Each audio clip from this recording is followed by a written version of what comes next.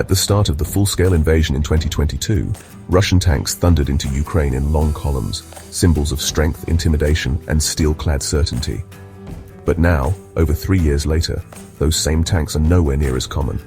In fact, they're from the battlefield. Some reports even suggest Russia might have tanks by 2026. Is that really possible? In today's video, we're diving deep into the current state of Russian armor. How many tanks does Russia still have? What kinds are they using? Why are they losing so many? And most importantly, what happens if they run out?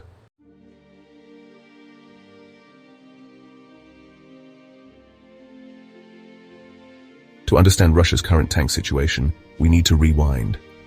Russia inherited the massive Soviet tank legacy. Over 60,000 tanks were built by the USSR during the Cold War. These weren't just weapons. They were the cornerstone of Soviet military doctrine. Blitzkrieg-style tactics, deep operations. The tank led the charge. When the USSR collapsed, Russia kept about 20,000 tanks in total, most of them stored in depots, but budgets were tight, maintenance lapsed, technology stagnated. By 2022, before the invasion, Russia had about 13,000 tanks on paper, but fewer than 3,000 were modern and active. The rest were T-72s, T-80s, and older Soviet-era models in long-term storage. This mix of old and new tanks became critical once the war in Ukraine started draining resources fast.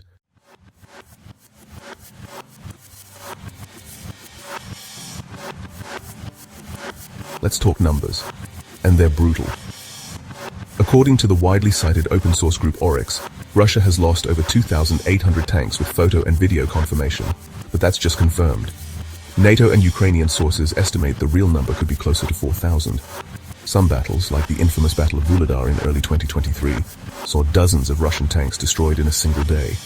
Why? Because the tank battlefield has changed dramatically. Ukrainian forces use NLAW and Javelin anti-tank missiles with deadly precision. Drones, especially FPV kamikaze drones, have become cheap mobile tank hunters. Western-supplied artillery and HIMARS systems strike deep into Russian logistics, stalling repairs and resupply. And unlike the West, Russia can't produce high-tech tanks fast enough to replace them.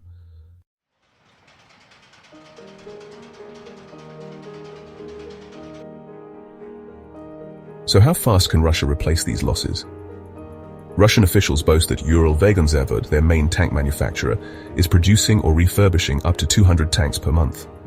But independent analysts and Western intelligence agencies are skeptical. They estimate the real number is closer to 90 to 120 tanks per month.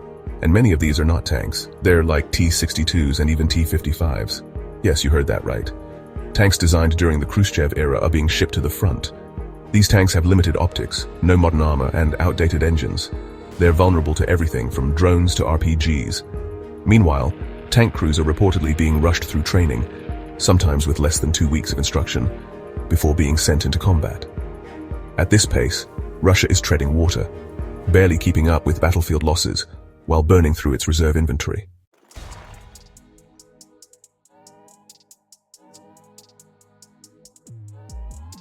So, what about Russia's tanks?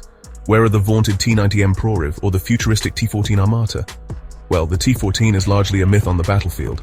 Production has been extremely limited, with fewer than 30 units ever made. It's expensive, complex, and honestly unreliable. Reports even suggest they've been used mainly for propaganda. Actual combat. The T-90M, though, is a different story. It's a solid upgrade, featuring thermal sights, improved armor, and digital systems. But here's the thing, it's rare. Only a few hundred have been fielded. And believe it or not, Ukraine has captured several of them. Most Russian units? They're still relying on the T-72 and its variants, some of which are 40 to 50 years old. Even with modernizations, these tanks are becoming increasingly vulnerable on today's tech-heavy battlefield.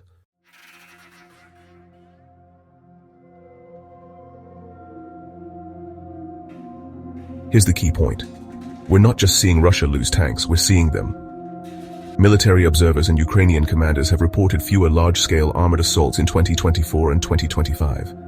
Tanks are increasingly used in support roles, firing from a distance or covering infantry, not leading charges. Why? Well, because tanks are.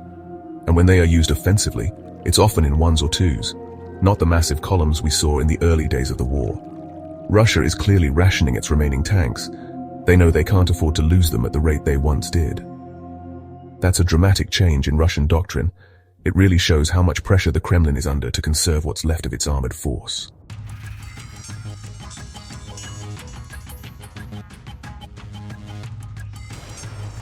So what happens if Russia runs out of tanks, or runs out of tanks, by 2026?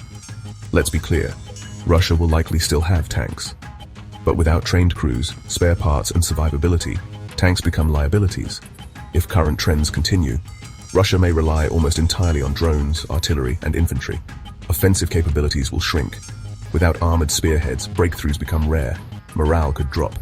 Tank units, once prestigious, are now high-risk assignments. Strategically, Russia may be forced into a defensive war, holding ground instead of advancing. Meanwhile, Ukraine is developing and receiving more combined arms capabilities, learning from NATO, and ramping up its own drone and precision artillery systems. In short, Russia's armored advantage is not just eroding, it's possibly collapsing.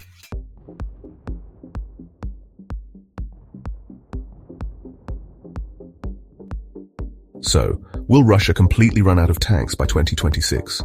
Probably not. But it may run out of tanks, those that are modern, maintainable, and tactically relevant.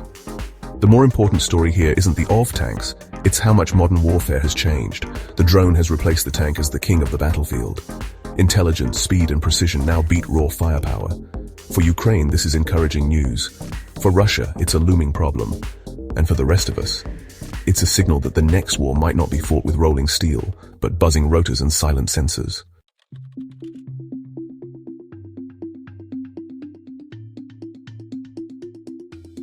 Thanks for watching. If you found this breakdown helpful, don't forget to hit that like button. It really helps this channel. Subscribe for more deep dives into geopolitics, warfare, and global strategy. What do you think the future of tank warfare looks like? Are tanks done for good, or will they evolve for the next battlefield? Drop your thoughts in the comments. Until next time, stay sharp, stay curious.